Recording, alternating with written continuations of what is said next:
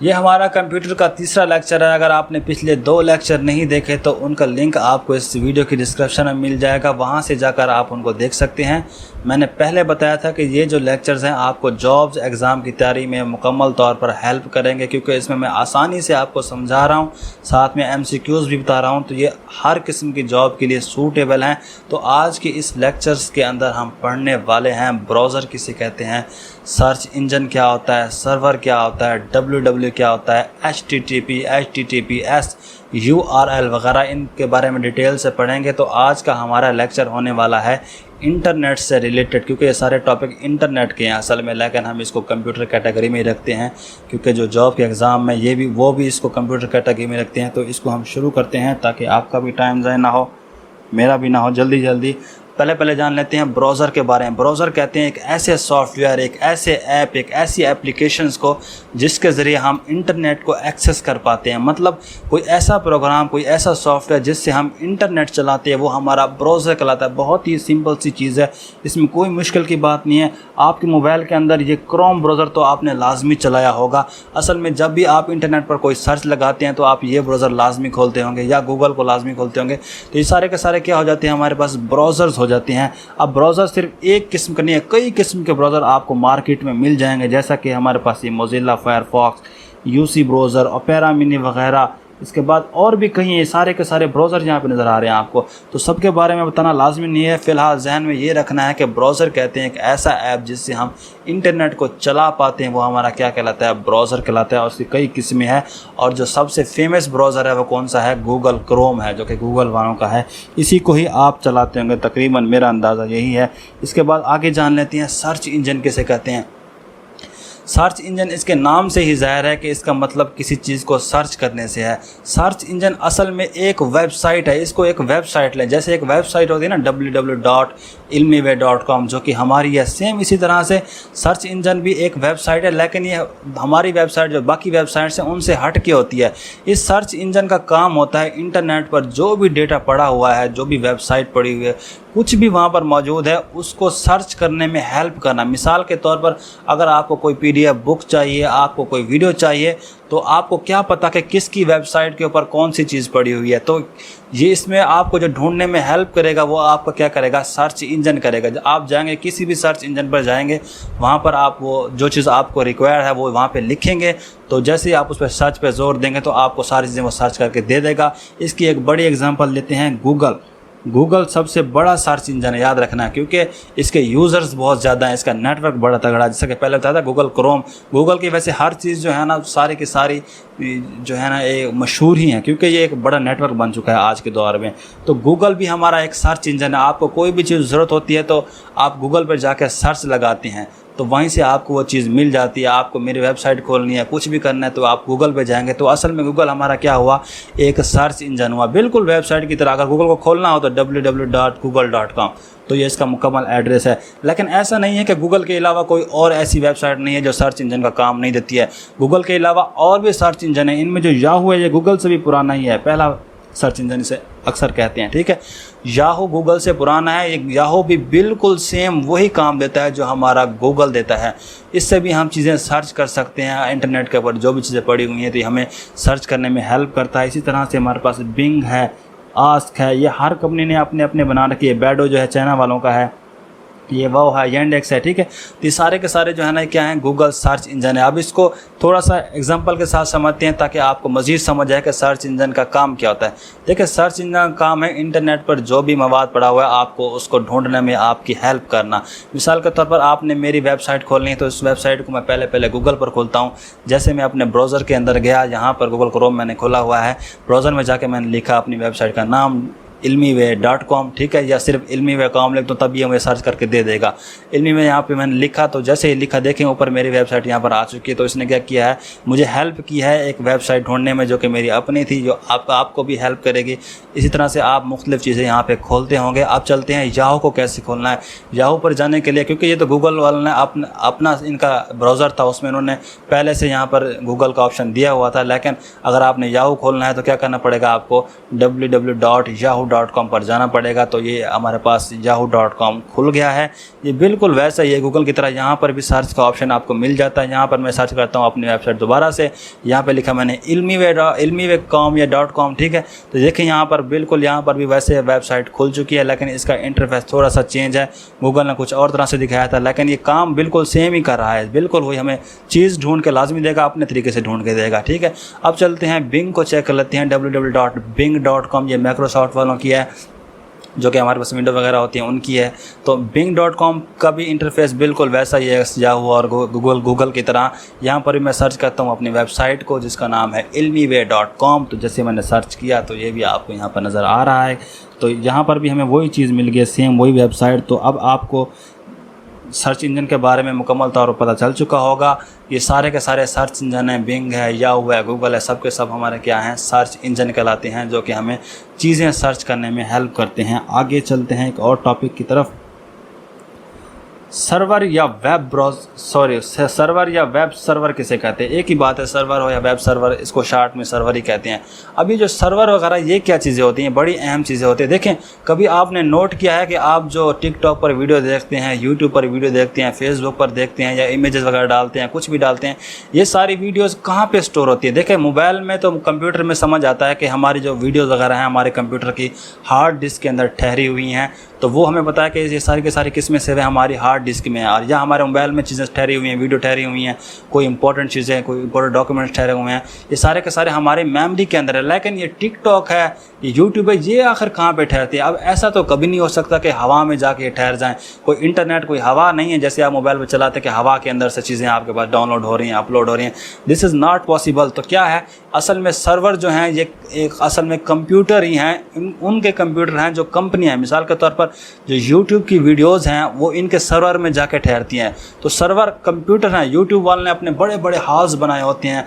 इसी तरह से जो भी ऐप है, टिकटॉक है, कोई भी ऐप है, कोई भी वेबसाइट है, सबकी जो है ना एक बड़े बड़े हाउस होते हैं, जिनके अंदर क्या होता है कि वहाँ पे हार्ड डिस्कें लगी होती हैं, उसी के अंदर जाके ये ठहरती हैं। वहीं से हम चीज़ें एक्सेस कर पाते हैं, वहीं से हम अपलोड कर पाते हैं, वहीं से हम डाउनलोड कर पाते हैं। तो जितनी बड़ी कोई बड़ी तंजीम होगी, उतनी बड़ी उसकी टीम होगी, उतना बड़ा उसके पास पैसा होगा, उतने बड़े उसके पास सर्वर्स होंगे। जिस तरह के मिसाल के तौर पर ये बड़े बड़े नेटवर्क यहाँ पे नज़र आ रहे हैं आपको, यूट्यूब है, इंस्टाग्राम है, फेसबुक है, टिकटॉक है, ये भी बड़े बड़े हैं सब के सब। तो ये सारे के सारे देखें ना, इस तरह के इनके पास होते हैं सर्वर्स। ये देख रहे हैं आप कितना, ये सारे के सारे बड़े बड़े इसमें पीसी रखे हुए हैं, सारे के सारे। इसमें सब के सब जो हैं ये हार्ड डिस्क लगी थी इसके अंदर, ये दिख रहे हैं आपको यहाँ पर, ये हार्ड डिस्क के सारे, इसमें ही सारा डेटा हमारा सेव होता है। अब ये कितने जीबी टीबी के से भी ऊपर बढ़ गई होंगी, ठीक है। तो इनके ऊपर बाकायदा एक पूरी टीम काम करती है। यही वजह के सर्वर हमारे अपने नहीं हो सकते, हम जैसे गरीबों के। तो ये सब होते हैं बड़ी बड़ी कंपनियों के, तो वही इसको जो है ना इस्तेमाल कर पाते हैं। आगे चलते हैं, WW किसे कहते हैं? सर्वर के बारे में आपको पता चल चुका। सर्वर असल में कंप्यूटर हैं जिसमें जो है ना इंटरनेट की फ़ाइलें ठहरती हैं, जिसमें हमारे डाउनलोडिंग अपलोडिंग का काम होता है। जो उन कंप्यूटर के अंदर जाके हमारी जो चीज़ें ठहरेंगी या जो वेबसाइट उसके अंदर होगी, वहाँ से हम चीज़ें एक्सेस कर पाएंगे, वो कंप्यूटर हैं, सर्वर उन्हें ही बोलते हैं। लेकिन वो उसका जो मसला है कि ये है कि उसको 24 घंटे ऑन करना पड़ता है। क्योंकि आप भी कह सकते हैं कि मैं अपना सर्वर बना लूँ। मिसाल के तौर पर मुझे कोई वेबसाइट चलानी जिसके ऊपर मुझे सिर्फ 100 GB ज़रूरत है, 100 GB तो मेरे कंप्यूटर में हो सकती है आराम से, ठीक है। तो फिर उसका जो है ना मसला ये है कि अगर आप अपना सर्वर बनाना चाहते हैं तो फिर आपको अपना कंप्यूटर भी 24 घंटे ऑन रखना पड़ेगा, जो कि आपको महंगा पड़ सकता है। बिजली के हवाले से चीज़ भी आपकी ख़त्म हो सकती है। तो इसलिए सर्वर जो है ना, सर्वर का काम उन्हीं को ही जाने दिया जाता है, जिसकी वजह से वेबसाइट वगैरह की होस्टिंग खरीद जाती है। अलग से टॉपिक है, बाद में बता दूंगा। फ़िलहाल जहन में ये रखना है कि सर्वर असल में कुछ भी नहीं है, कंप्यूटर हैं जो इंटरनेट के अंदर इस्तेमाल होते हैं, जिसके अंदर हमारे फाइलें पड़ी होती है, वहाँ से हम अपने मोबाइल पर एक्सेस कर पाते हैं WW के थ्रू, ठीक है। अब ये WW से क्या मुराद है? ये अक्सर आता है वर्ल्ड वाइड वेब। इसके नाम से ही ज़ाहिर है कि असल में एक बड़ी वेब है, जिसके अंदर क्या है, वर्ल्ड, पूरी दुनिया की। इसमें इसका सिंपल सा मतलब यह है कि जो भी वेबसाइट वगैरह होती हैं, जिनका सारा का डेटा होता है, वो हमारा किस में होता है, WW के थ्रू आता है। देखें, इसकी डेफिनेशन पढ़ेंगे तो आपको समझ आ जाएगा। The world wide web is a way of exchanging information between computers on the internet. वो कहता है कि वर्ल्ड वाइड वे जो एक समय एक रास्ता है एक्सचेंजिंग इंफॉर्मेशन को आपस में तबादला करने का between computers of the world. Computers on the internet. अब मिसाल के तौर पर मेरे पास कुछ इन्फॉर्मेशन है जब मैं यहाँ पे रिकॉर्ड कर रहा हूँ, अब मैं इसको एक्सचेंज करूँगा अपने यूट्यूब के साथ। अब यूट्यूब के पास भी एक कंप्यूटर है, मेरे पास भी एक कंप्यूटर है, मैंने यहाँ से इसको अपलोड किया। कंप्यूटर मोबाइल भी आजकल कंप्यूटर काम देते हैं, तो सारा का सारा क्या है, एक्सचेंजिंग हो रही है इन्फॉर्मेशन। इसी तरह से आप क्या करें, इसी इन्फॉर्मेशन को आप इस वीडियो को देख रहे हैं, जो मालूमात की वीडियो कुछ भी मैं बना रहा हूँ, वीडियो में कुछ भी मैं बना रहा हूँ वो आप देख रहे हैं अपने कंप्यूटर के थ्रू या अपने मोबाइल के थ्रू। तो असल में क्या हो रहा है, सारा का सारा इंटरनेट के थ्रू हमारी इन्फॉर्मेशन एक्सचेंज हो रही है। मैंने यहाँ से अपलोड की यूट्यूब के ऊपर, यूट्यूब ने फिर घुमा के बाकी व्यूअर्स को दिखाई, आप उसमें एक व्यूअर्स में हो सकते हैं, ठीक है। तो फिर ये क्या हो जाएगा, इन्फॉर्मेशन की एक्सचेंजिंग हो रही है, लेकिन किसके थ्रू हो रही है, इंटरनेट के थ्रू में। तो यही हमारा www है। और आगे देखते हैं एक और इसकी definition, the world wide web is the network of the pages of the images, text and sound on the internet which can be viewed using the browser software.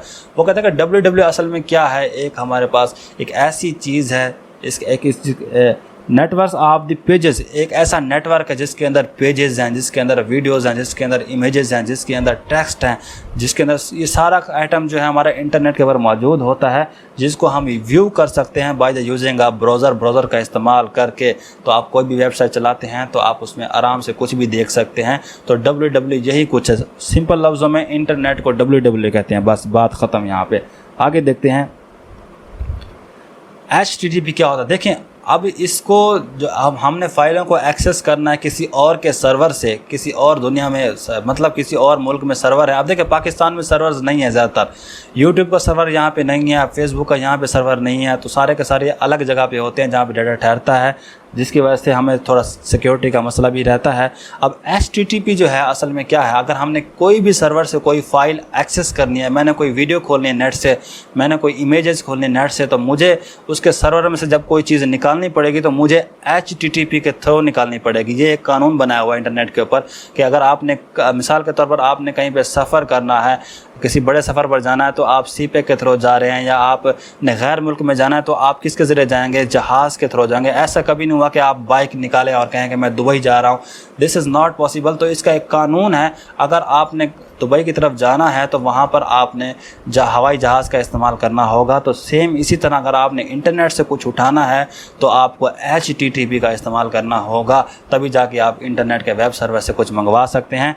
और HTTP किसे कहते हैं, हाइपर टेक्स्ट ट्रांसफ़र प्रोटोकॉल को कहते हैं। ये नाम याद रखना है, इसके नाम से ही ज़ाहिर है कि कुछ टेक्स्ट हैं जिसको हम ट्रांसफ़र करते हैं बाकायदा एक तरीके से, जिसे हम प्रोटोकॉल कहते हैं। तो टेक्स्ट के थ्रू ही हम अपना काम चला सकते हैं। इसकी एग्जांपल हम पढ़ेंगे कि HTTP काम कैसे करता है। अगर मुझे कुछ सर्वर से मंगवाना है, मान लीजिए ये मेरे पास एक इंटरनेट का सर्वर मौजूद है, ये किसी भी वेबसाइट का हो सकता है, लाजमी नहीं है यूट्यूब वगैरह का हो, ये किसी का भी हो सकता है। मुझे इंटरनेट से इसको मंगवाना है, किसके ज़रिए, वर्ल्ड वाइड वेब के थ्रू। वर्ल्ड वाइड वेब असल में इंटरनेट ही है और कुछ नहीं है। अब मैं या आप हैं, ठीक है, आप सर्च करते हैं कुछ भी गूगल के ऊपर, तो क्या करते हैं असल में वो आप HTTP लिख रहे होते हैं, आप भेजते हैं एक रिक्वेस्ट, जो रिक्वेस्ट भेजता है उसे बोलते हैं क्लाइंट। रिक्वेस्ट सेंड करने वाले क्या कहते हैं, क्लाइंट कहते हैं। आपको कुछ ज़रूरत पड़ गया, आपको कोई जॉब का ऐड ज़रूरत पड़ गया, आपको कुछ PDF फाइल ज़रूरत पड़ गई, आपने जैसे सर्च लगाई, ये क्या करेगा, आपका ब्राउज़र यहाँ से आपकी HTTP को रीड करके HTTP में कन्वर्ट करके आपकी जो रिक्वेस्ट है इसको रीड करके HTTP रिक्वेस्ट को सेंड कर देगा। ऐसे ऐसे जाएगी, सीधा जाएगी नेट के पास, सर्वर के पास। सर्वर के पास जाके कहेगी कि ये फ़लाना बंदा जो है ना, फ़लाना जॉब ऐड मांग रहा है या कोई इमेजेस वगैरह मांग रहा है। तो सर्वर क्या करेगा, इस HTTP को रीड करेगा। रीड करने के बाद फिर अपने इस हार्ड डिस्क के अंदर सर्च लगाएगा, क्या मेरे पास ये चीज़ें हैं, तो इसमें हेल्प हमें कौन करेगा, सर्च इंजन करेगा। सर्च लगाने के बाद वो जब उसको पता चल जाए कि ये जो चीज़ मांग रहा है ये मेरे पास अवेलेबल है, तो क्या करेगा, यहाँ से फिर उसी वेबसाइट से निकाल के आपको यहाँ से ऐसे आउटपुट करेगा। और यहाँ से ये क्या करेगा, HTTP का रिस्पांस, इसे बोलते हैं सर्वर का रिस्पांस। इसको जब चीज़ मिल जाएगी ये सब आपको यहाँ से सेंड करेगा इस तरह से रिस्पांस के तौर पर। ये भी HTTP की सूरत में भेजेगा, क्योंकि ये कानून है कि HTTP का इस्तेमाल करना है, हाइपर टेक्स्ट ट्रांसफर प्रोटोकॉल का। ये यहाँ से सेंड करेगा आपको सीधा आपके ब्राउज़र के पास।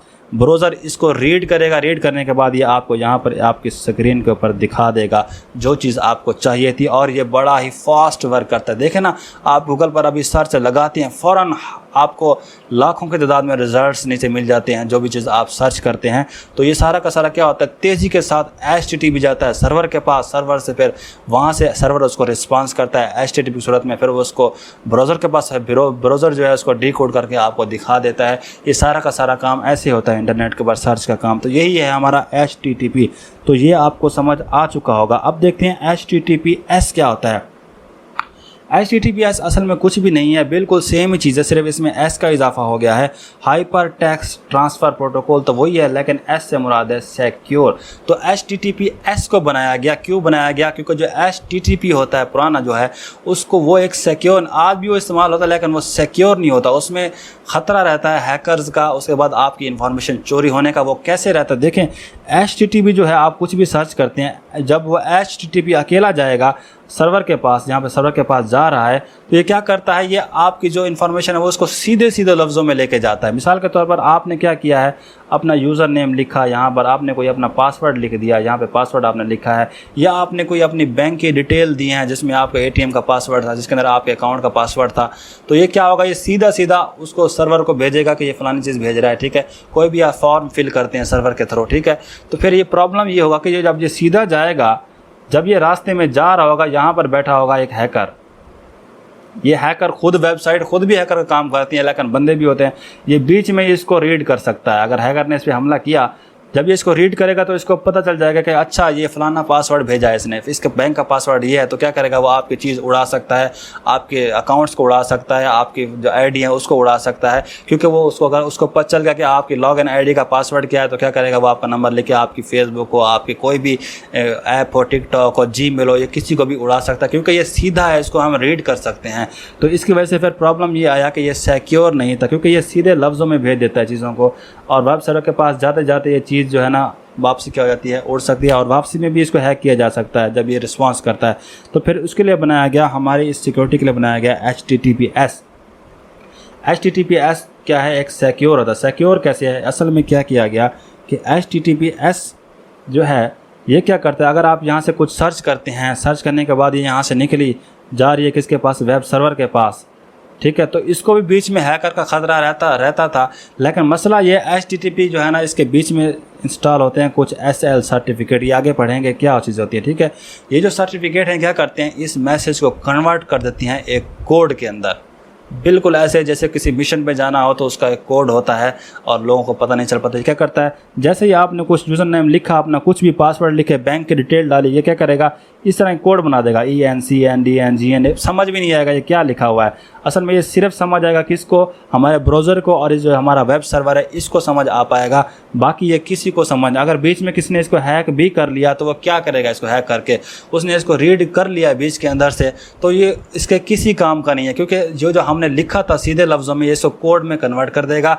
वो कुछ ना कुछ खर्च लगेगी उसके अंदर, ABCD 0002, ये पढ़ना मुश्किल हो जाएगा उसके लिए, वो पता नहीं लगा पाएगा ये इसने असल में भेजा क्या, क्योंकि ये सीधे लफ्ज़ों में जाता नहीं है, ये एक इनक्रिप्टेड मैसेज हो जाता है, जिसकी वजह से हमें सिक्योरिटी रहती है। जैसे वेब सर्वर के पास आएगा, वेब सर्वर भी इसको घुमा के भेजेगा वापस उसी के पास, तो ये भी HTTPS के थ्रू भेजेगा, तो ये भी उसको कोड में चेंज करके भेज देगा। जैसे ब्राउज़र के पास पहुँचेगा फिर वो हमें चीज़ असल में नज़र आएगी, जिसकी वजह से हमारी चीज़ें क्या रहती हैं, सिक्योर रहती हैं। यही वजह है कि जो भी वेबसाइट आप खोलेंगे, जो बड़ी बड़ी मेन वेबसाइट हैं, बैंक की वेबसाइट हैं, तो वहाँ पर आपको HTTPS नज़र आएगा शुरू के अंदर। ये याद रहे कि HTTPS हर वेबसाइट के शुरू में लाजमी होता है, जो इसका URL आता है उसके अंदर आता है। URL में हम पढ़ लेंगे कि HTTP कहाँ पे नज़र आता है। तो ये हर वेबसाइट के शुरू में क्या होता है, HTTPS या HTTP होता है। HTTP सिक्योर नहीं होता। अगर आप कोई ऐसी वेबसाइट खोल रहे हैं जिसमें HTTP नहीं लिखा हो, HTTPS नहीं है, तो उधर अपनी कोई इन्फॉर्मेशन फिल वगैरह नहीं करनी है आपने। HTTPS हो तो आपने करनी है। जिस तरह के ये वेबसाइट गूगल है, इसके अंदर HTTPS है। मेरी वेबसाइट है, यहाँ पर भी आपको HTTPS मिलेगा, क्योंकि मैंने इसमें SL सर्टिफिकेट इंस्टॉल किए हुए हैं। तो ये इसी तरह से आगे देखते हैं कि SL सर्टिफिकेट क्या होती हैं। ये यहाँ पर है, इसे कहते हैं सिक्योर सॉकेट लेयर। असल में ये सिक्योर सॉकेट लेयर्स होती हैं जो क्या करती हैं, जैसे ही आप कोई रिक्वेस्ट सेंड करेंगे तो क्या करेगा, इसको कोड में चेंज करना शुरू कर देंगे। इसको कोड बनाएंगे, कोड बनाने के बाद इसको फिर इसको भेज देंगे, फिर यहाँ से कन्वर्ट होकर आएंगे, फिर यहाँ पर भी इसको दोबारा से कोड बना देंगे। तो इससे चीज़ें हमारी क्या रहेंगी, सिक्योर रहेंगी, किसी हैकर का हमें ख़तरा यहाँ पर नहीं रहेगा। इसके बाद चलते हैं URL। URL कहते हैं यूनिफॉर्म रिसोर्स लोकेटर्स को। अब इसको अगर इसकी डेफिनेशन करनी है तो सिंपल सी है कि किसी भी चीज़, किसी भी वेबसाइट, किसी भी कोई भी फाइल है, उसका जो एड्रेस है असल में उसे हम क्या कहते हैं, URL कहते हैं। मतलब उसका कंप्लीट एड्रेस जो कि HTTP पे शुरू होता है और लास्ट में ख़त्म हो जाता है। उसके अंदर हमारी वेबसाइट का नाम भी आ सकता है, उसमें हमारे वेबसाइट की चीज़ें भी आ सकती हैं। ये सब के सब इन चीज़ों का जो एड्रेस होता है मुकम्मल, ये क्या है हमारे पास URL होता है। जैसे ही आप कभी कोई भी वेबसाइट खोलें, ऊपर आपको उसका URL नज़र आएगा। ये देख रहे हैं आप यहाँ पर HTTP लिखा हुआ है, HTTPS। और ये मैंने अपनी वेबसाइट खोली है ilmiway.com। यहाँ पे देखिए इसका जो URL है ये नज़र आ रहा है आपको, HTTPS के बाद फिर आगे www.ilmiway.com। आगे फिर मुझे कोई चीज़ सर्च करनी तो फिर उसका नाम भी यहाँ पर आ जाएगा। तो URL क्या होता है, यूनिफॉर्म रिसोर्स लोकेटर कहते हैं। इसके अंदर सबसे पहले होता है एक प्रोटोकॉल जो कि हमने पढ़ा है, वो HTTP हो सकता है या HTTPS हो सकता है, ठीक है। उसके बाद हमारे पास होती है एक सब डोमेन जो कि होती है www। उसके बाद एक होती है हमारे पास एक मेन डोमेन जो कि हमारी वेबसाइट का नाम, जैसे कि यहाँ पर गूगल का नाम गूगल है, और .com ये आखिर में होती है, एक TLD होती है। ये बात की बात है, ये वेबसाइट का वैसे लेक्चर है, ठीक है।